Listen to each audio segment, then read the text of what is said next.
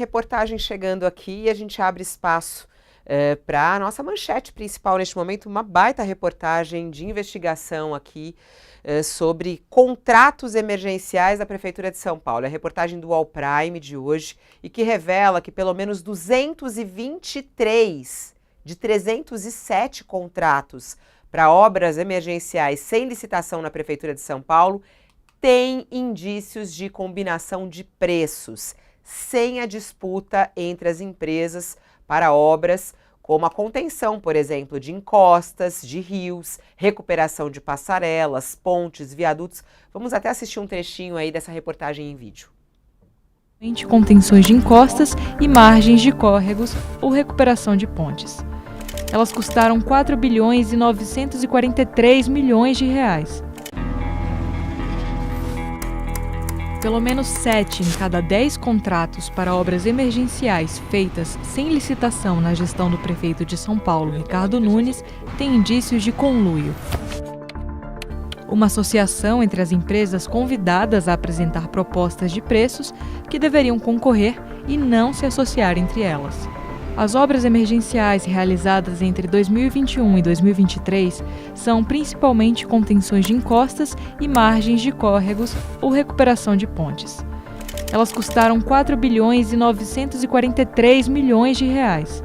87% desse valor teria sido gasto em obras com indícios de combinação. Esses indícios estão em 223 dos 307 contratos firmados. Desde 2021, quando Nunes assumiu a prefeitura, o aumento com esse tipo de gasto foi significativo e cresce a cada ano. Em 171 contratos, apenas a empresa vencedora apresentou um desconto relevante.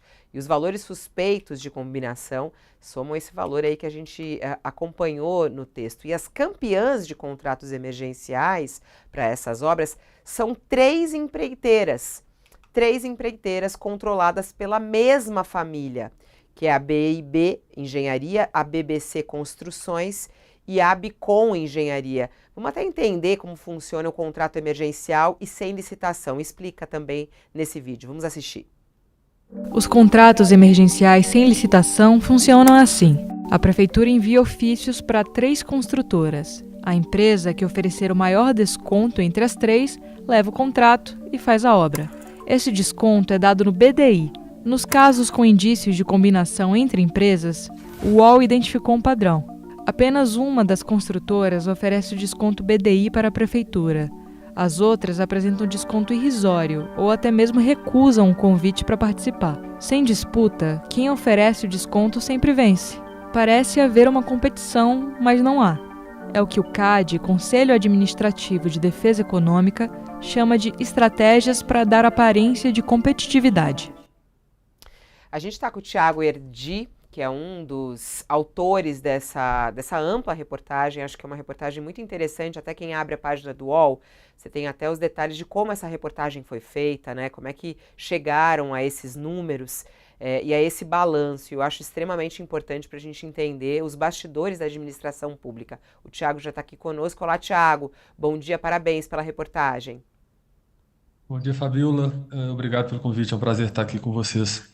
Quais são, por que a gente fala, né, quando vê esse número e esse percentual de contratos emergenciais firmados dessa maneira, com apenas algumas empreiteiras, né, algumas construtoras, o que isso significa? Por que isso acende o sinal de alerta sobre a administração de São Paulo neste momento, ô Thiago?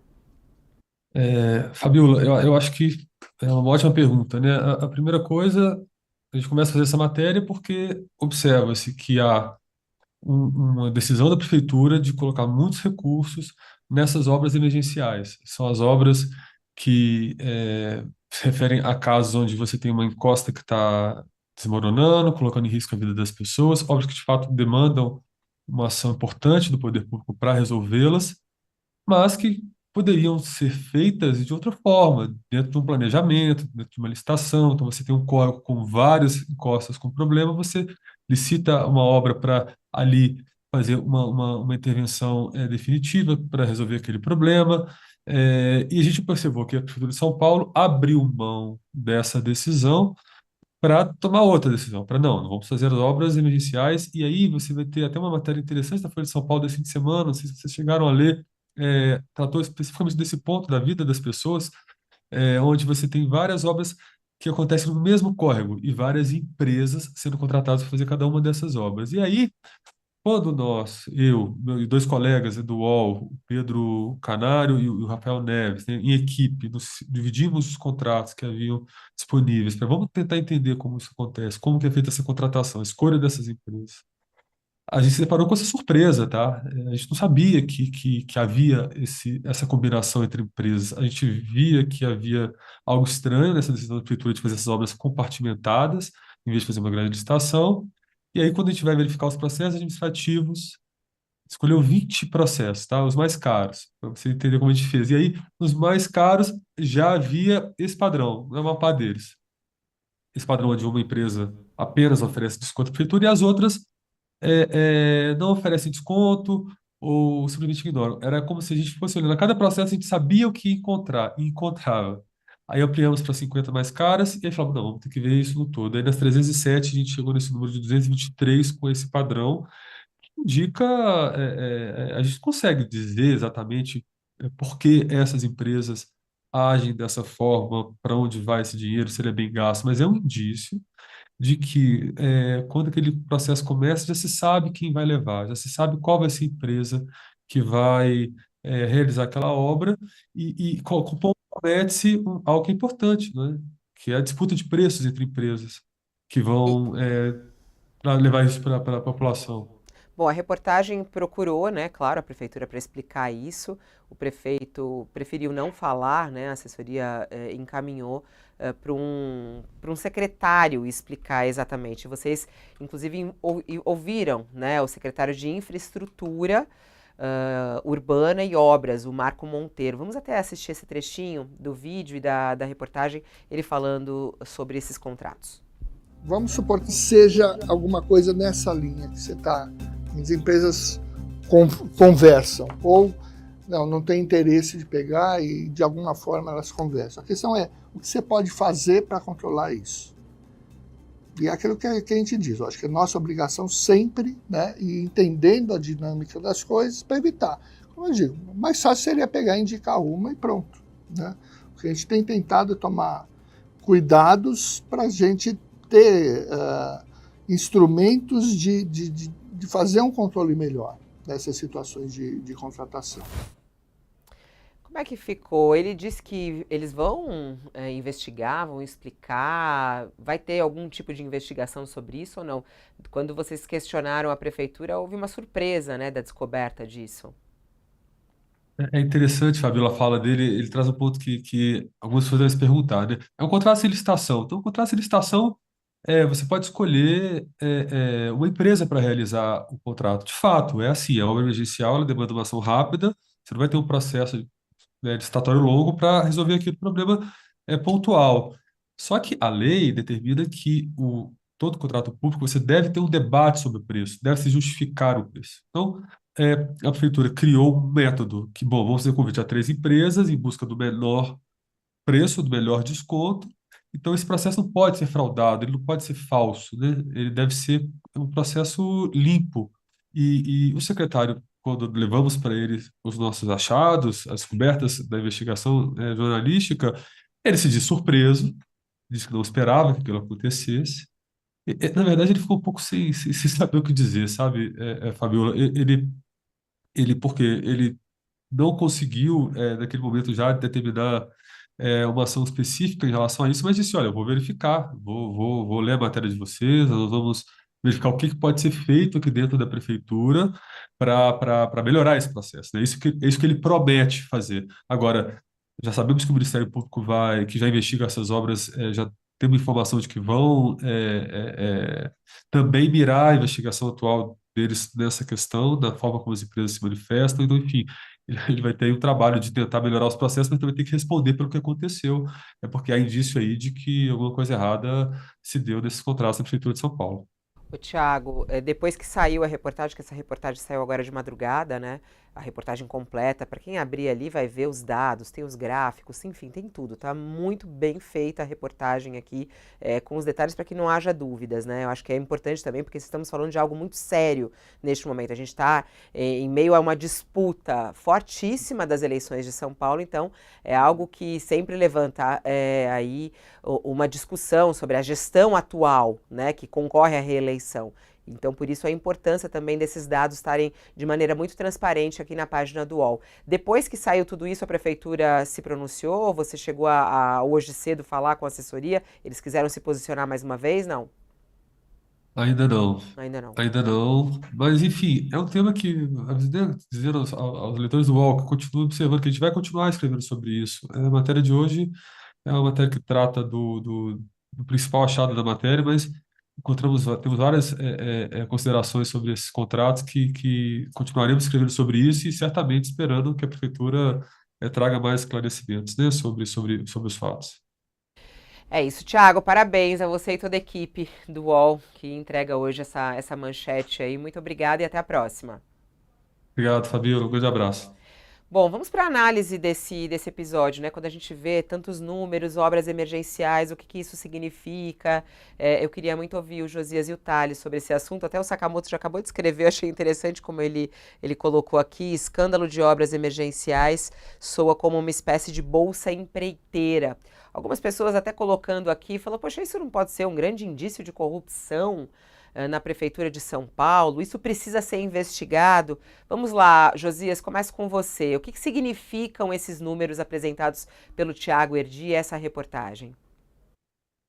Precisa ser investigado, os indícios são eloquentes, o Tribunal de Contas do município já levantou isso, nós já tratamos aqui desse assunto em outras oportunidades, e a cada dia, sempre que você puxa um novo fio de meada, a coisa fica mais grave do que no levantamento anterior. E nessas grandes emergências que afligem São Paulo, o que fica claro é que, enquanto o paulistano verte lágrimas, a prefeitura derrama verba pública em contratos que estão crivados de suspeição. Nessas licitações emergenciais realizadas na gestão do Ricardo Nunes, as empresas não enfrentam concorrência. Elas celebram acordos para eliminar a competição. E essa reportagem do UOL, essa mais recente reportagem do UOL, sinaliza que a moralidade é uma virtude que está ameaçada de extinção na prefeitura. Na gestão do Ricardo Nunes, os negócios com indícios de combinação somam 4,3 bilhões. Isso dá 87% do total contratado emergencialmente. Eu estava refletindo sobre isso mais cedo, Fabíola, eu concluí que se a responsabilidade e a prudência marcarem um encontro na prefeitura, vão cair no buraco assim que chegarem. E talvez abra-se uma licitação emergencial para fechar o buraco. A prefeitura se revela incapaz de planejar as obras em encostas, margens de córregos, galerias fluviais, passarelas, pontes, mas os planejadores da prefeitura são geniais na organização dessas concorrências emergenciais que são isentas de competição, não tem competição.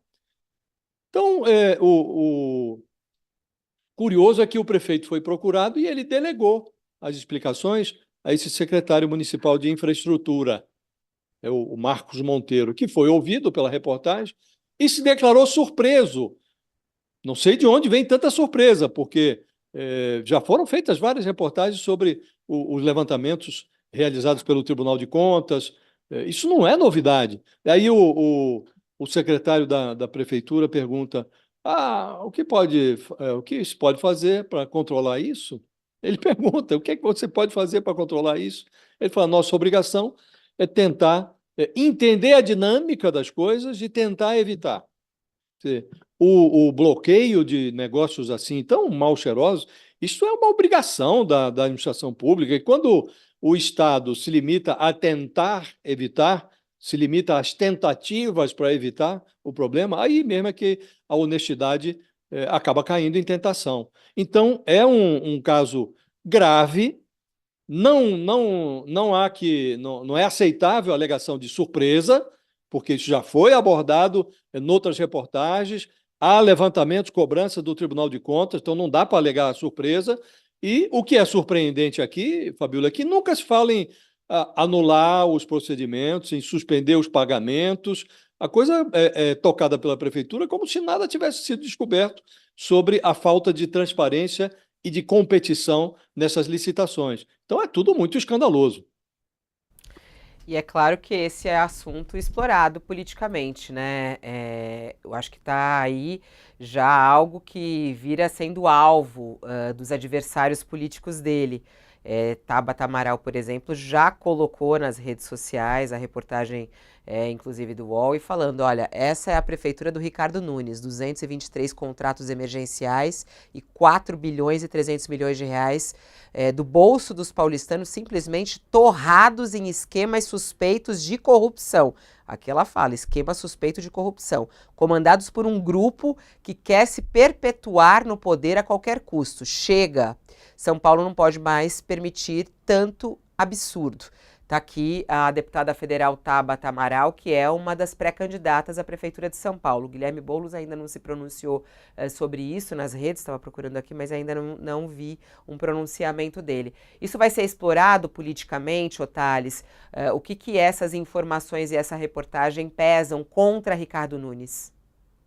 Bem, esse post da Tabata já mostra que vai ser explorado politicamente. Agora, explorações políticas à parte, o fato é que esse tipo de, de concorrência, esse tipo de obras com indícios de corrupção, etc., não surpreendem ninguém. Entra governo, sai governo, entra prefeitura, entra gestão, sai gestão. Aparecem casos assim. E para tentar explicar ao leitor incauto, a quem esteja assistindo e que não entende, porque há pessoas que se perguntam assim, vem cá, por que uma empresa vai abrir mão de concorrer? A resposta é simples. Ela abre mão de concorrer em geral nos outros. Não estou dizendo que foi esse caso, até para que não venham já me processar. Mas em outros casos, que já foi levantado todo, e que são casos semelhantes, em outros governos, mas que são semelhantes, de você ter duas ou três empresas concorrendo e uma abre mão e duas abrem mão, tá? Em geral é o quê? É um conluio já do governo com as empresas, e o governo superfatura a obra, vai sobrar um dinheirinho ali, além do que a que vencer vai gastar, esse dinheirinho que sobra já vai para quem abre mão, ou então, se não for nesse caso, já fica combinado que vai ter outra obra que vai para outra empresa e está tudo acertado entre eles. Então, abre-se mão porque vai se levar alguma graninha, e essa graninha quem paga é a viúva. E outra coisa curiosa nessas armações é que cada governo tem as suas empresas. Sai um governo, aí aparecem novas empresas. BIB Engenharia, BBC Construções e a Bicom Engenharia. Eu não conheço. A gente não conhecia muito antes. Agora, no governo Nunes, aparece. Aí sai o governo Nunes, entra outro governo, aparecem novas empresas, sendo as empresas que levam as obras públicas. É claro, sempre tem uma proximidade entre essas empresas e o governo, de alguma forma, acaba se encontrando essa proximidade. Então, é curioso também a postura cândida do secretário, que se diz surpreso. Eu digo ao secretário, eu não me surpreendi nem um pouco. Isso já ocorreu várias vezes, e está ocorrendo agora uma licitação, sem licitação, né? Obras com concorrência suspeita. Ô, José, Indícios. uhum. José, você falou da gravidade e tudo mais, mas você acha que isso acaba tendo um impacto político? Os eleitores ficam atentos a essa quantidade de dados? Isso pode impactar a reeleição, a possibilidade de não reeleição de Ricardo Nunes? Deveria impactar, né, Fabiola? Não estou dizendo que o prefeito não deve ser reeleito ou deve ser eleito. Estou dizendo o seguinte: um eleitor que se preze, ele precisa levar em conta as informações sobre a gestão de um prefeito que é candidato à reeleição. Isso é parte da educação política de uma sociedade. Você não pode desprezar fatos relevantes como esse, e isso é muito relevante. O que é que nós estamos dizendo aqui? Existe uma secretaria que cuida da infraestrutura no município, e esta secretaria está fazendo 80% dos seus contratos de forma emergencial em procedimentos licitatórios em que não há concorrência. Então, há sinais muito evidentes de uma combinação entre as empresas, para que determinadas empresas prevaleçam sobre as demais. Isso é comum na administração pública. Agora, não é comum que um eleitor, diante de um caso como esse, não exija explicações de um candidato à reeleição. Então, é preciso exigir que o prefeito se explique. Neste caso específico, na última notícia veiculada pelo UOL, ele nem quis falar, ele terceirizou lá para o secretário de Infraestrutura a resposta. E o secretário se disse surpreso. O que é que nós podemos fazer? Podemos até nos informar e tentar evitar. Não, é muito mais do que isso. Tem que, havendo indício de irregularidade, tem que suspender o contrato, tem que verificar se é possível suspender o pagamento para exigir a elucidação do caso, eventualmente até reivindicar devolução de dinheiro. Não dá para simplesmente dizer, então vamos nos inteirar e tentar evitar casos futuros. Então, é preciso sim, Fabíola, para responder objetivamente a sua pergunta, é preciso que o prefeito seja chamado a se explicar. Se ele não se explica agora, durante a campanha, é preciso cobrar dele isso, e, evidentemente, os seus rivais farão essa cobrança, e vamos ouvir o que o prefeito tem a dizer. E, dependendo do que ele disser, isso pode, sim, impactar no voto do eleitorado paulistano. Estamos falando da principal cidade do país, a mais desenvolvida, a mais rica, e não seria razoável que o eleitor dessa cidade negligenciasse esse tipo de informação. Esse tipo de informação precisa, sim, compor a decisão de voto do eleitor em qualquer lugar do país. Em São Paulo, ainda mais, Fabíola.